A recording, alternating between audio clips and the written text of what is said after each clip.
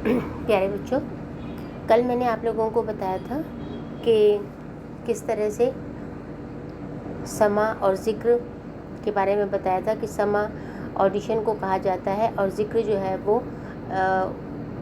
Divine power जो है उनके नामों को लेना, उनको रिमेंबर करना, उनको याद करना, उसको कहा जाता है। आप लोगों को बताया था मैंने कि किस तरीके से जो है सूफीज़म का डेवलपमेंट बहुत स्पीड से, बहुत तेज़ी से होने लगा इंडियन सब कॉन्टिनेंट में, और इसका जो लोकल ट्रेडिशंस थी उससे भी इसमें इम्पैक्ट आने लगा, इन्फ्लुएंस आने लगा।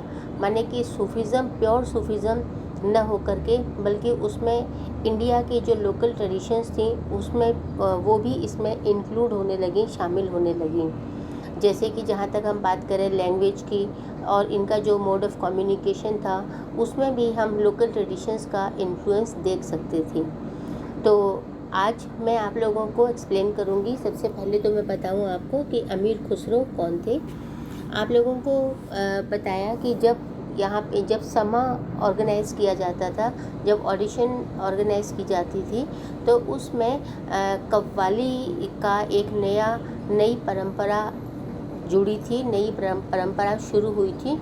और उसमें सबसे शुरू में कव्वाली जब गाई जाती है तो उसके शुरू में एक जो है कॉल जो है वो बोला जाता है, जिसको अरेबिक वर्ड मीनिंग होता है जिसका कि सेइंग माने बोला जाता है। तो जैसे आप लोगों ने अगर कोई कव्वाली सुनी हो तो कव्वाली को गाने से शुरुआत करने से पहले कुछ जो है जैसे एक हमारे यहाँ पे अल्लाप वगैरह लिया जाता है, तो यहाँ पर जो है ना वो एक दोहा या कोई जो है ना सेंटेंस इस तरीके का बोला जाता है, तो उसको जो है ना कॉल कहा जाता है। और ये शुरुआत जो की थी वो अमीर खुसरो ने की थी। तो अमीर खुसरो कौन थे? ये एक बहुत बड़े पोइट थे, म्यूजिशियन थे, डिसिपल ऑफ शेख निज़ामुद्दीन औलिया। निज़ामुद्दीन औलिया के ये बहुत बड़े शिष्य भी थे, एक बहुत बड़े पोइट भी थे और एक म्यूजिशियन भी थे। और ये gave a unique form to the Chishti sama. मैंने अभी आपको बताया ना कि जो ये कॉल की परंपरा थी ये इन्होंने ही शुरू की थी। This was followed by Sufi poetry in Persian. और हिंदवी लैंग्वेज की शुरुआत भी इन्होंने की थी। हिंदवी लैंग्वेज को यूज़ किया था अमीर खुसरो ने बहुत बढ़ चढ़ करके, and sometimes using words from all of these languages. Qawwals those who sing these songs. कव्वाल किसे कहते हैं? जो लोग कव्वाली को गाते हैं उसको कव्वाल कहते हैं। At the shrine of Sheikh Nizamuddin Auliya always start their recital with qaul. मतलब जब वो कव्वाली गाते थे तो उससे पहले जो सेइंग बोला करते थे उसको कॉल कहा जाता था। तो आज जो है वो कव्वाली पूरे सब कॉन्टिनेंट में परफॉर्म की जाती हैं और बहुत ही पॉपुलर होती हैं। तो अब हम यहाँ पे बात करेंगे कि लैंग्वेजेस एंड कम्युनिकेशन, के लैंग्वेज और कम्युनिकेशन मतलब कौन सी लैंग्वेजेस का इन्फ्लुएंस बढ़ रहा था और लैंग्वेजेस जो है कैसे यूज़ की जा रही थी। तो अब आपको ये पता होगा कि यहाँ इंडियन सब कॉन्टिनेंट में हमारी जो लोकल लैंग्वेजेस थी उनमें और जो उर्दू थी या जो टिपिकल लैंग्वेजेस थी इस्लाम की, उनमें बहुत डिफरेंस था। और यहाँ पर आप ये भी जानते हैं कि बहुत लोग इस्लाम के फॉलोअर्स नहीं थे, तो ज़्यादातर लोग जो कि दूसरे रिलीजन को फॉलो करते थे तो उनमें भी अपना इन्फ्लुएंस दिखाने के लिए, ताकि वो उनको कम से कम समझ में आए इसके लिए। और यहाँ के जो लोकल लोग थे जिसमें कि कन्वर्जन भी था, लोग जो रिलीजन कन्वर्ट करते थे, तो उनके लिए भी ये ज़रूरी था कि जो लैंग्वेज है वो इजी हो या उनकी समझ में आए। तो वो लोकल अगर लैंग्वेज होगी तो वो ज़्यादा समझ में आएगी। इसीलिए क्या हुआ कि it was not just in समा that Chishtis adapted local languages. In Delhi those associated with the Chishti silsila conversed इन हिंदवी। तो इन्होंने हिंदवी लैंग्वेज को यूज़ किया। ये हिंदवी लैंग्वेज जो है उस समय पर लोगों की लोकल लैंग्वेज होती थी। Other Sufi such as Baba Farid compose verses in the local language. इन्होंने लोकल लैंग्वेज में भी लिखना शुरू किया और गुरु ग्रंथ साहिब में इनको शामिल किया गया है, इनको रखा गया है। Yet others composed long poems masnavis भी कहा जाता था, मसनवीज। पोएम्स को पोएम और मसनवीज इनको उर्दू में कहा जाता था। To express ideas of divine love using human love as an allegory. देखो कि जो सूफिज़म में मैंने आपको कल बताया था कि डीप डिवोशन होता है, लव माने प्यार, इश्क, इसका ज़्यादा जिक्र किया जाता है। डिवोशन टू गॉड, डिवोशन उसके प्रति जो आपकी डिवोशन है, उसके प्रति जो आपकी आस्था है, and it is all expressed by human love, उसको एक्सप्रेस किया जाता है। तो आप यहाँ देखेंगे कि ह्यूमन लव को एक एलिगरी के रूप में इस्तेमाल किया गया था। तो एलिगरी क्या है? एलिगरी जो है एक इमेज जो है ना, मतलब एक चाहे आप उसको क्या बोलते हैं, मूर्ति कह लीजिए, चाहे आप उसे कोई एक इमेज कह लीजिए, ठीक है। तो जैसे कि आप एक एग्ज़ाम्पल देखेंगे, आप लोगों ने आपकी हिंदी की बुक में शायद, I am not sure but मेरे ख्याल से है, क्योंकि मैंने सुना है, पद्मावत जो मलिक मोहम्मद जायसी का पद्मावत एक बहुत ही सुंदर जो है उनकी रचना है। इसमें रोमांस का वर्णन किया गया है पद्मिनी और रत्नसेन, जो कि राजा चित्तौड़ के राजा थे। तो ये एक बहुत ही सुंदर प्रेमाख्यान है, प्रेम लव स्टोरी है, जिसका मलिक मोहम्मद जायसी ने वर्णन किया है। बहुत ही बेहतरीन है ये हिंदी के इतिहास के लिए, हिंदी साहित्य के लिए। Their trials were symbolic of the soul's journey to the divine. Such poetic compositions were often recited in hospices. इस तरह की पोएटिक कंपोजिशंस को जो है ना हॉस्पाइसेस में समा के दौरान गाया बजाया जाता था। A different genre of Sufi poetry, और एक नई स्टाइल जो है और एक नई कैटेगरी भी डेवलप हुई थी। तो मैंने आपको बताया था कि साउथ में, डेक्कन में दक्खनी लैंग्वेज को यूज़ किया जाता था, और ये बीजापुर कर्नाटक में जो है ना लैंग्वेज बहुत ज़्यादा पॉपुलर थी। तो ये एक उर्दू का ही वेरिएंट था, उर्दू का ही एक ये वेरिएंट माने थोड़ा सा उसमें चेंज था, और वेरिएंट था उसका ही एक पार्ट कह सकते हैं इसको। तो ये जो दक्खनी लैंग्वेज थी, ये लैंग्वेज जो है वो साउथ में यूज़ हो रही थी, जबकि नॉर्थ में हम हिंदवी लैंग्वेज को यूज़ कर रहे थे। These poems were probably you sung by women. इनको जो है ना विमेन गाया बजाया करती थी। एंड यहाँ आपको एक एग्जांपल दिया जाता है कि जिस तरह से हमारे लोकल ट्रेडिशंस में हमारे फोकलोर जो है उसमें अलग अलग इवेंट्स के लिए, अलग अलग कस्टम्स के दौरान हम अलग अलग तरह के गीत जो है वो गाया करते हैं, उसी तरीके से यहाँ पर भी अलग अलग मौक़ों पर, अलग अलग जो है ना अपॉर्चुनिटीज़ पर, अलग अलग अवसरों पर अलग अलग तरह के गीतों को गाया बजाया जाता था। जैसे कि आपको इसमें एक एग्जांपल दिया हुआ है कि जब जो है चाकी चलाते थे, पहले लोग चाकी चला करके गेहूँ पीसा करते थे, और घर के लिए और जो है ज़रूरी जो भी उनको ग्राइंडिंग करना होता था उसको घर में ही ये काम किया करते थे।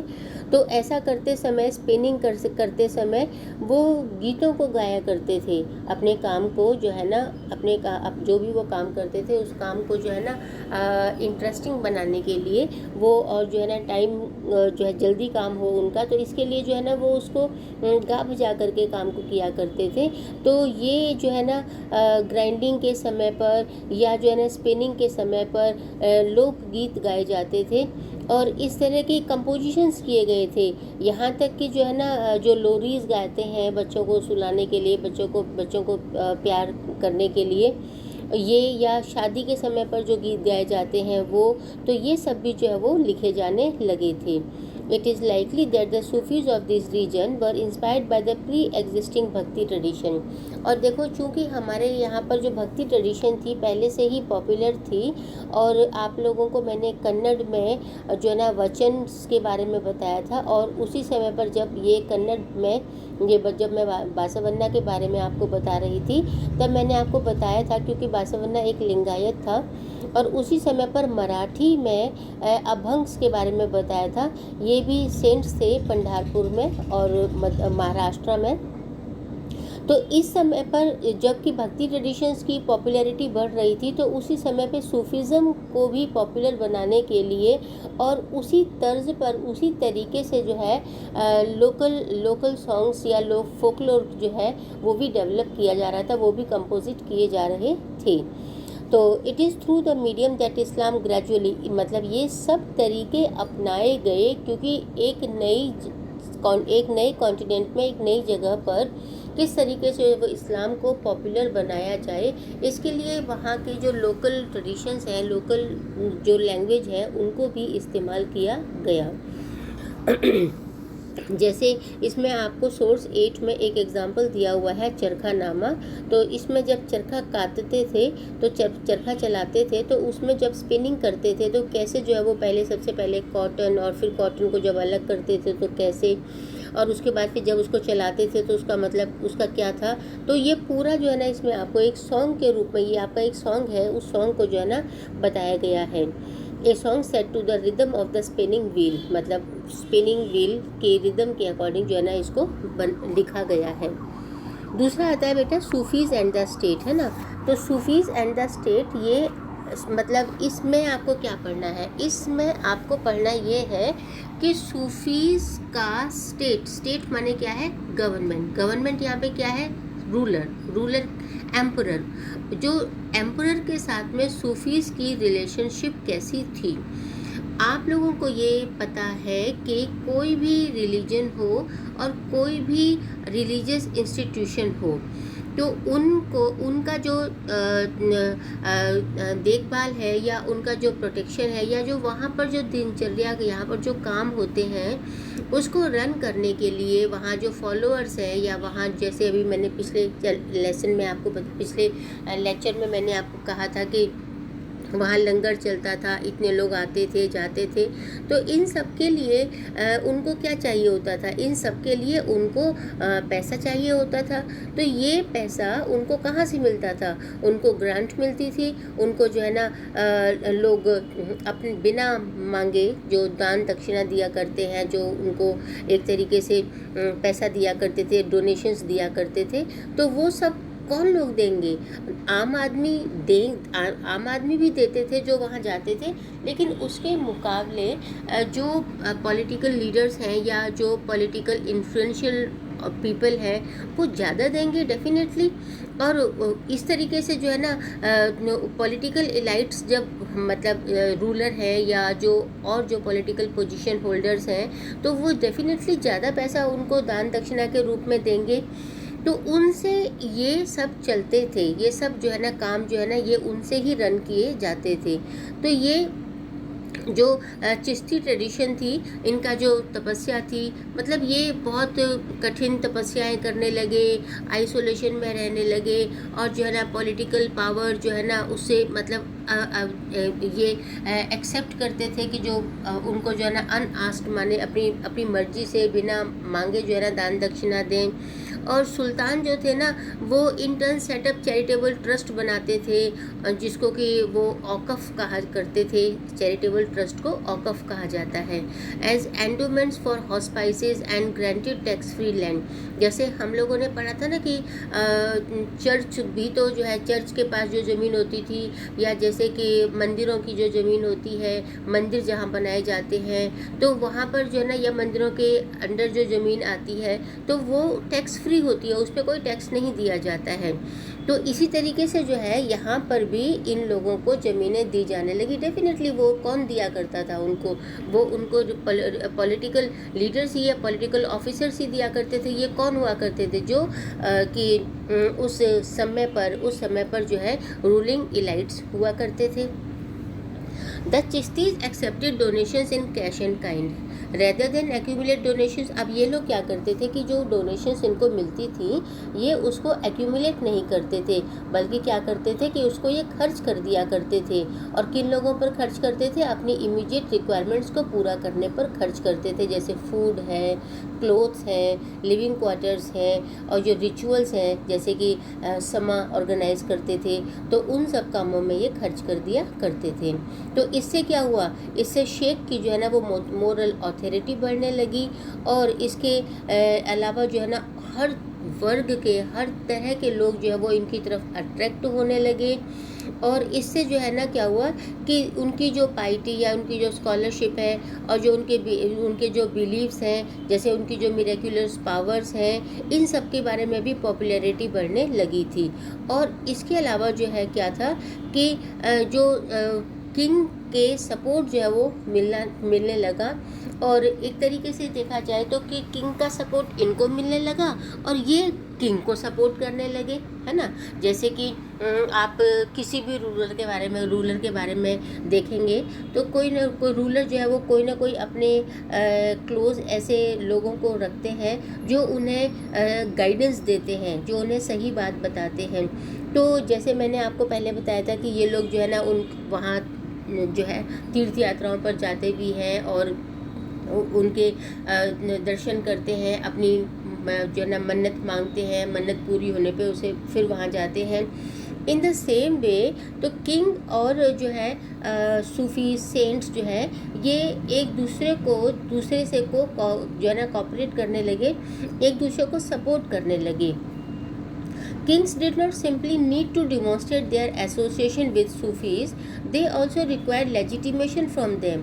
अब देखो केवल जो है ना ये नहीं कि केवल उनको डिमॉन्स्ट्रेट करें या वो उनसे एसोसिएट करें, मतलब उनसे के साथ जुड़ें। तो जुड़ने का मतलब ये था कि ये उनकी एक तरीके से उनको हेल्प भी करें, उनको जो है ना उनके साथ जुड़ने का उन्हें कुछ फ़ायदा भी हो। तो जब जैसे कि एक एग्जांपल है कि व्हेन द टर्क सेटअप इन दिल्ली, जब टर्क जो है वो दिल्ली में सेटअप हुए तो उन्होंने अपनी सल्तनत जो है वो एस्टेब्लिश कर ली।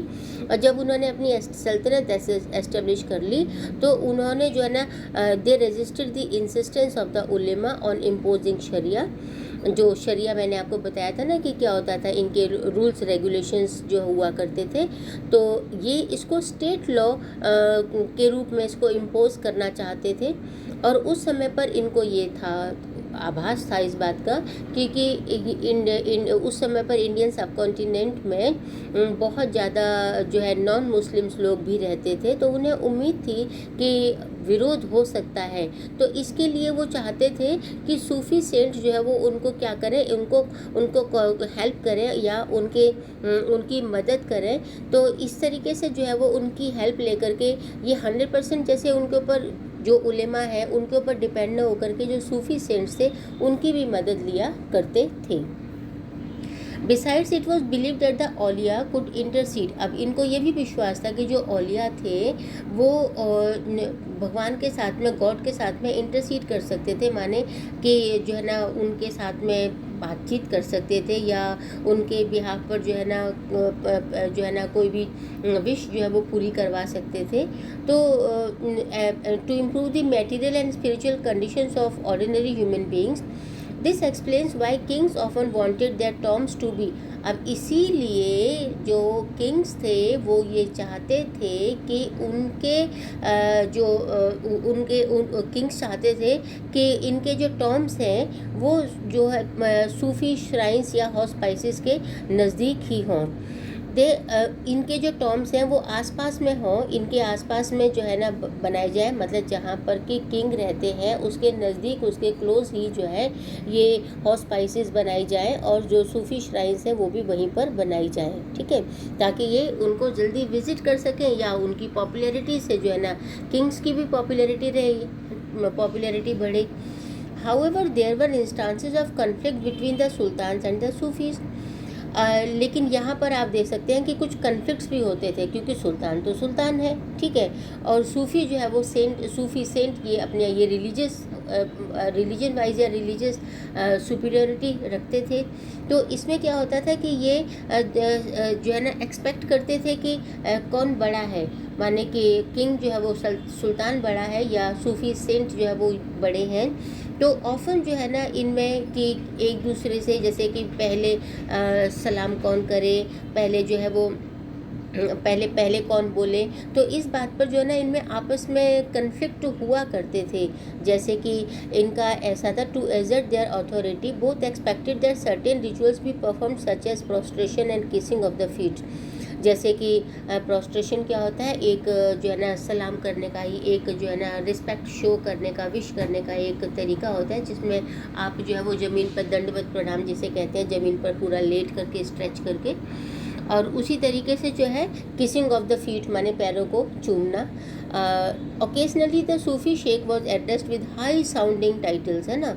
तो जो शेख होते थे, जैसे आमतौर पर तो क्या होता है, जो सुल्तान होते हैं, जो रूलर्स होते हैं, उनको हाई साउंडिंग टाइटल्स के साथ में टाइटल्स उनको दिए जाते हैं और उनको उन नामों से जाना जाता है।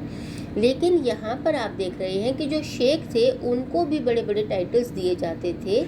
जैसे यहाँ पर एक एग्जांपल आपको दिया है कि निज़ामुद्दीन औलिया को एड्रेस जब करते थे तो सुल्तान उल मशक माशिक लिटरली, जिसका मतलब होता है सुल्तान अमंगस्ट शेख्स, है ना। तो जो शेखों का सुल्तान है उसको उसका कहा जाता है। तो ये इनको क्या था, ये इनके बड़े बड़े टाइटल्स थे। तो ये डेफिनेटली जो है ना, अगर हम कहें कि पावर की बात करें तो ये अपने आप को ज़्यादा पावरफुल समझते थे सूफीज, और वहाँ सुल्तान को लगता था कि हम ज़्यादा पावरफुल हैं। अब आते हैं हम new devotional paths, dialogue and dissent in northern India.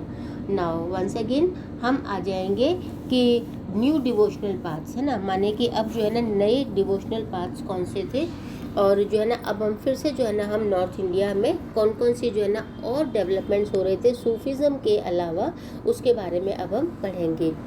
तो यहाँ पर हम जो है ना बहुत सारे पोइट सेंट्स जो है वो डेवलप हो रहे थे। पोइट सेंट्स जो है वो अपना इन्फ्लुएंस बढ़ा रहे थे, और आम जनता जो है उनके बहुत ज़्यादा फॉलोअर्स बन रही थी। तो यहाँ हम बात करेंगे बच्चों, हम कहेंगे कबीर दास के बारे में कि कबीर दास जो है वो कौन थे, और कबीर दास ने अपना एक पंथ, अपना एक जो है ना एक कैसे मार्ग बना लिया था, अपने फॉलोअर्स जो है वो डेवलप कर लिए थे। हालांकि खुद जो है वो एक कोई बहुत बड़े रिलीजियस लीडर बनने की उनकी चाह नहीं थी, लेकिन उनके जो उनकी टीचिंग्स थी या जो उनका तरीका था उसको खासी पॉपुलैरिटी मिली थी। कबीर जो है वो 14th-15th सेंचुरीज़ में के समय में डेवलप हुए थे। is perhaps one of the most outstanding examples of a poet saint who emerged within this context, है ना। Historians have painstakingly tried to reconstruct his life and times through a study of compositions attributed to him as well as later hagiographies. Such exercises have proved to be challenging on a number of counts.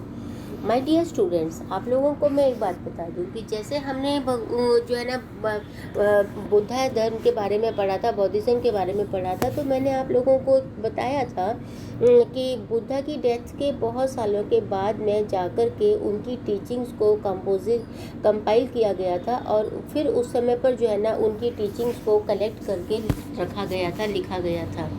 तो ये उस समय तक केवल oral traditions थी, oral ही जो है ना इनको उनकी टीचिंग्स को ओरल ही जो है ना वो कैरी किया जा रहा था इतने सालों तक।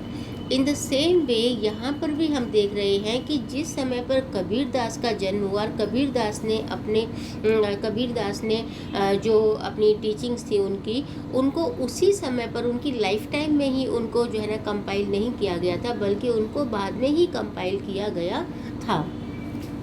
अब यहाँ पर जो है ना हम देखेंगे कि verses ascribe to Kabir have been compiled in 3 distinct but overlapping traditions, है ना। देखो ये जो है ना ये क्वेश्चन जो है ना वो मैं अभी जब देख रही थी तो ये आपको जो है ना शॉर्ट क्वेश्चन के रूप में पूछा जा सकता है कि कबीर के जो वर्सेस थे उनको 3 बुक्स में जो है वो हम देखेंगे। 3 बुक्स हैं कबीर दास की, और have been compiled in 3 distinct माने 3 अलग अलग बट ओवरलैपिंग ट्रेडिशंस, है ना। माने तीनों में अलग अलग तरीके से जो है ना हम इनका वर्णन देखते हैं, और अलग अलग लोग इनके फॉलोअर भी हैं यहाँ पर आप देखेंगे, ठीक है। तो जैसे द कबीर बीजक है, कबीर बीजक is preserve by the Kabir Panth, है ना। कबीर पंथ कौन है? द पंथ of the sect of Kabir. तो ये है कबीर पंथ, और ये वाराणसी में ज़्यादा पॉपुलर हुआ, एल्सवेयर इन उत्तर प्रदेश। दूसरा मैं आपको बता रही हूँ वो है कबीर ग्रंथावली। ये दादू पंथ इन राजस्थान, वहाँ पर जो है ना, and many of these compositions are found in Adi Granth Sahib. और आदि ग्रंथ साहिब क्या है, ये जो है, इसके आगे मैं अभी एक टॉपिक और है जो मैं आपको नेक्स्ट लेक्चर में एक्सप्लेन करूँगी, तो गुरु नानक देव का। तो ये आदि ग्रंथ साहिब क्या है, ये उनकी जो है ना रचना है उनकी, उसमें जो है ना, उसमें भी कबीरदास की जो कंपोजिशंस हैं वो टीचिंग्स के बारे में, उसमें भी इनका वर्णन मिलता है। तो 3 मैंने आपको बुक्स के नाम बताए हैं। द कबीर बीजक टेक्स्ट है ये, कबीर ग्रंथावली और आदि ग्रंथ साहिब। अब ये देखो बिल्कुल अलग अलग हैं ये। कबीर बीजक जो है वो कबीर पंथ, ठीक है, is preserve by the Kabir Panth, इन्होंने कबीर पंथ ने इसको प्रिजर्व किया है। और दूसरा जो है वो कबीर ग्रंथावली, जिसको दादू पंथ इन राजस्थान, इसको एसोसिएटेड है ये उससे। और तीसरा है आदि ग्रंथ साहिब, ठीक है बेटा, इसको ध्यान रखना बहुत अच्छे तरीके से। And all these manuscripts compilations were made long after the death of Kabir. अब ये सबसे इम्पॉर्टेंट है बेटा, मैंने आपको पहले ही बता दिया था कि कबीर दास की डेथ के बाद में उनकी इन मैनस्क्रिप्ट्स को कंपाइल किया गया था। By the 19th century, anthologies of verses attributed to him circulated in print in regions.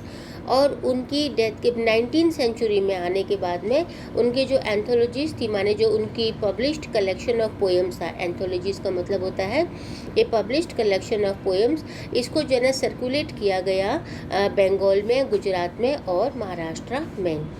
अब हम देखेंगे बेटा कि कबीर की जो पोएम्स हैं वो अलग अलग लैंग्वेजेस में और डायलेक्ट्स में कंपोज की गई थी। और लैंग्वेज ऑफ निर्गुण पोइट्स। तो निर्गुण पोइट्स, निर्गुण का मतलब क्या है, एक तो हमने पढ़ा था सगुण भक्ति धारा और एक हमने पढ़ा निर्गुण भक्ति धारा। तो निर्गुण माने कि जो किसी भगवान की मूर्ति बना करके उसकी पूजा नहीं करते हैं, माने ये जो है ना उसको निराकार फॉर्म में जो है, जो शेपलेस है, उस फॉर्म में उनको याद करते हैं। तो is in the special language of निर्गुण पोइट्स द संत भाषा। तो जो निर्गुण पोइट्स थे उनकी जो भाषा थी कंपोजिशन की, दैट वाज संत भाषा, माने संतों की भाषा। अदर्स नोन एज उलट बंसी, जिसे कहा जाता है अपसाइड डाउन सेइंग्स। जैसे हम कहते हैं ना, हम कहना तो कुछ और चाहते हैं और कहते हम कुछ और हैं, तो इसको कहेंगे हम उलट बंसी, upside down sayings. Are written in a form of in which everyday meanings are inverted, माने उसमें ना हर मीनिंग को ना इन्वर्ट किया गया है, उल्टा पुल्टा जो है ना वो बोला गया है। These hint at the difficulties of capturing the nature of the ultimate reality. Ultimate reality माने वास्तविकता, अल्टीमेट माने क्या है, ultimate reality in words expression such as the lotus which blooms without flower. माने जैसे कि एक कहावत भी कह सकते हैं इसको कि lotus which blooms without flower, the fire raging in the ocean, माने पानी में आग लगाना, समुद्र में आग लगाना, है ना। तो ये क्या है, ये मिस्टिकल जो है ना सेंसेस है इनके पीछे, एक मतलब ये एक बहुत डीप मीनिंग जो है वो एक्सप्लेन करते हैं। तो ये मिस्टिकल एक्सपीरियंसेस से जो है ना, कबीर के जो ये एक्सपीरियंसेस हैं और ये एक बहुत डीप मीनिंग जो है वो कन्वे करना चाहते हैं लोगों को। तो ये जो लैंग्वेज है इसको हम जो है ना संत भाषा कहेंगे कि ये संतों की अपनी ही एक अलग ही भाषा हुआ करती थी। Also striking is the range of traditions Kabir drew on to describe the ultimate reality. इसके अलावा देखें कि these include Islam, मतलब जो है ना, अब देखो कि जो कबीर दास है ना, इनमें बेटा एक और जो ख़ास बात आपको देखने को मिलेगी वो ये है कि इन्होंने इस्लाम और जो है क्या बोलते हैं, जो वेदांतिक ट्रेडिशंस हैं, दोनों का ही इसमें समावेश आपको मिलेगा। दोनों के ही बारे में, दोनों ही को जो है ना इन्होंने इस्तेमाल किया है। आप ये कहें कि केवल इन्होंने इस्लाम का ही ज़्यादा पॉपुलर किया है, या आप कहें केवल इन्होंने क्या बोलते हैं हिंदू रिलीजन के बारे में ज़्यादा कहा है। तो इनकी अपना कोई रिलीजन, कोई पर्टिकुलर रिलीजन इन्होंने फॉलो नहीं किया है। तो इन्होंने जो इनकी यही स्पेशलिटी है। These include Islam, he describe the ultimate reality as Allah. तो यहाँ पे अल्टीमेट रियलिटी इन्होंने किसको कहा, अल्लाह को, है ना। अल्लाह, खुदा, हजरत, पीर, है ना, ये उनके अलग अलग नाम हैं। He also use terms drawn from वेदांतिक traditions. अब एक तरफ जहाँ वो इस्लाम की बात कर रहे हैं, अल्लाह की बात कर रहे हैं, तो दूसरी तरफ वो वेदांतिक ट्रेडिशंस में जो नए जो वर्ड्स हैं उनको ही वो यूज़ कर रहे हैं, इस्तेमाल कर रहे हैं। जैसे अलग, अलग का मतलब होता है अनसीन, जो दिखाई नहीं देता, है ना, निराकार, फॉर्मलेस, शेपलेस, है ना। और जैसे ब्राह्मण है, आत्मा है। Other terms with mystical connotations such as shabd मतलब साउंड, और shunya, emptiness, were drawn from yogic traditions. इनको उन्होंने योगिक ट्रेडिशन से लिया है। Diverse and sometimes conflicting. अब देखो कहीं कहीं पर जो है ना, कहीं कहीं पर डाइवर्स भी होता है और साथ में कन्फ्लिक्टिंग आइडियाज़ भी एक्सप्रेस किए जाते हैं पोएम्स में। आप देखेंगे कि some poems draw on Islamic ideas, है ना। जैसे कुछ पोएम्स हैं जहाँ पर कि मोनोथिज़म को इस्तेमाल किया गया है। मोनोथिज़म माने जहाँ पर एक ही गॉड को मानते हैं। और आइकोनोक्लाज्म माने कि आइकोनोक्लाज्म जो है वो एक प्रैक्टिस है जिसमें कि जो है ना आइकॉन्स या इमेजेस को जो है ना डिस्ट्रक्ट किया जाता है। जैसे कि आइकोनोक्लाज्म माने कि मूर्ति पूजा का खंडन करना, एक तरीके से आप कह सकते हैं। टू अटैक हिंदू, मतलब ये ऐसा क्यों कर रही है मोनिथिज्म और आइकोनोक्लाज्म, क्योंकि ये हिंदू रिलीजन में जो पॉलिथिज्म है और आइडल वर्शिप है उस पर ये कटाक्ष कर रहे हैं, उस पर ये व्यंग्य कर रहे हैं, ठीक है। Others use the Sufi concept of जिक्र एंड इश्क, और जो जिक्र और इश्क है उसका भी इस्तेमाल कर रहे हैं, और ये टू एक्सप्रेस हिंदू प्रैक्टिस। और जैसे हमारे यहाँ पर हिंदू प्रैक्टिस में नाम सिमरन, रिमेम्बरेंस ऑफ गॉड्स नेम, तो भगवान का नाम लेना, इसको रिमेम्बरेंस ऑफ गॉड्स नेम, इसको नाम सिमरन कहा जाता है। तो वहाँ पर जो है वो जिक्र और इश्क जो है वो एक तरीके से क्या है, तो वो भी जो है ना वही सेम कंसेप्ट है जैसे कि नाम सिमरन है, ठीक है। Were all these composed bye Kabir. अब हमारे लिए सवाल है कि क्या ये सब कुछ कबीर ने कंपोज किए। We may never be able to tell with certainty. अब हमारे बारे में, हमें चूँकि इसके बारे में हम कुछ नहीं कह सकते हैं कि ये सच है या झूठ है ना। Although scholars have tried to analyse the language, है ना। Style and content to establish which verses could be Kabir's, है ना, कि कबीर के कौन से वर्सेस हो सकते हैं, कौन से नहीं हो सकते हैं। What this rich corpus of verses also signifies is that Kabir was and is to the present a source of inspiration।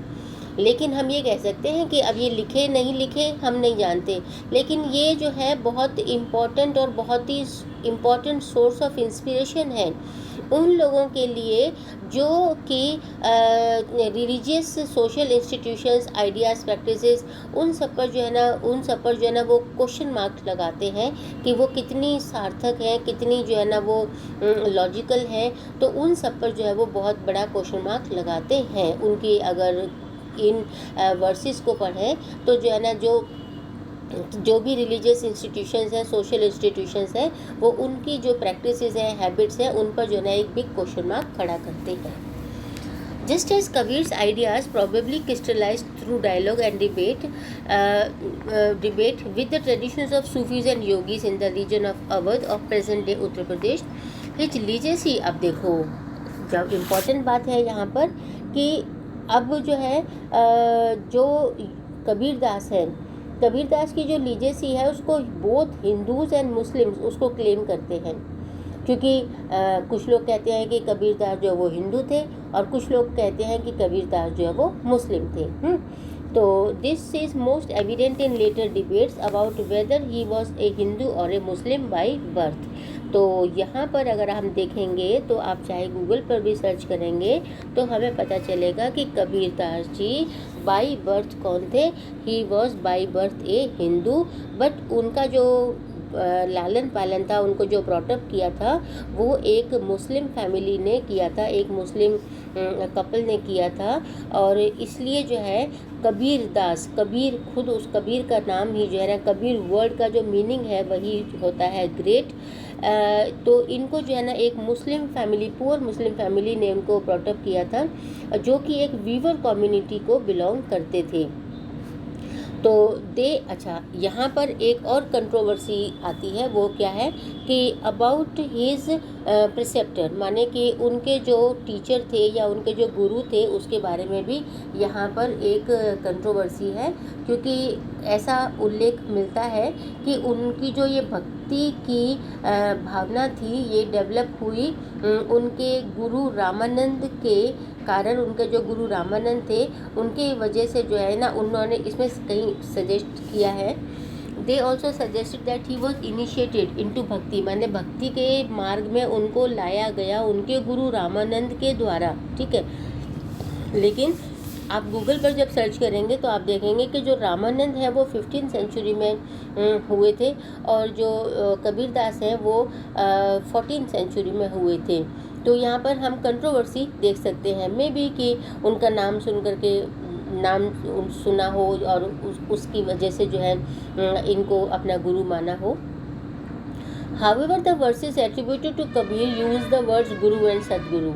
तो जो कबीर ने वर्सेस लिखे हैं उसमें गुरु और सदगुरु का वर्णन काफ़ी बार किया गया है, बट डू नॉट मेंशन, लेकिन गुरु और सदगुरु कहीं पर भी उन्होंने अपने प्रिसेप्टर या अपने गुरु रामानंद का जिक्र नहीं किया है। Historians have pointed out that it is very difficult to establish that Ramanand and Kabir were contemporaries, है ना। तो ये बड़ा मुश्किल है पॉइंट की समझना कि वो contemporaries थे, without assigning improbably long lives to either or both।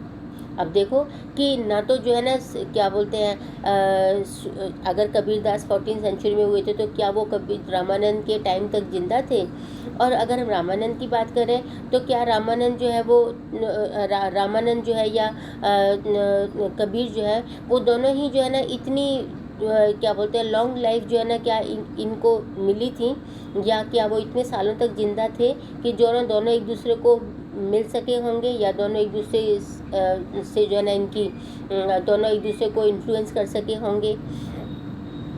So while traditions linking the two can not be accepted at face value, they show, मतलब अब ये नहीं कह सकते कि भाई ये दोनों एक दूसरे से फेस वैल्यू के अकॉर्डिंग तो नहीं कहा जा सकता। हाँ, ऐसा हो सकता है कि रामानंद के बारे में उन्होंने पढ़ा सुना हो तो उससे वो प्रभावित हुए हों। They show how important the legacy of Kabir was for later generations. तो डियर स्टूडेंट्स, आज मैंने आप लोगों के लिए 2 क्वेश्चंस लिखे हैं और ये दोनों क्वेश्चंस बहुत ही इम्पॉर्टेंट है। एंड माय डियर स्टूडेंट्स, ये दोनों क्वेश्चन लॉन्ग क्वेश्चंस हैं एंड इसके लिए मैं आप लोगों को ना इनके स्क्रीनशॉट भेजूंगी। तो 2 क्वेश्चन है, identify the relationship between the sufis and the state from the 8th to the 18th century, और दूसरा है explain the teachings of Kabir, how did he describe the ultimate reality through his poems. इन दोनों questions के screenshot मैं आपको दूंगी, ये आप लोग लिख लेंगे। तो ये 2 क्वेश्चंस हैं आपके, इन दोनों क्वेश्चंस को आपको लिखना है, ये भी देख लेना, ठीक है। ठीक है, तो अब जो है ना नेक्स्ट लेक्चर में ये लेसन हमारा कंप्लीट हो जाएगा एंड आप लोग अपना रिटन वर्क भी साथ साथ कंप्लीट रखें। Okay, thank you.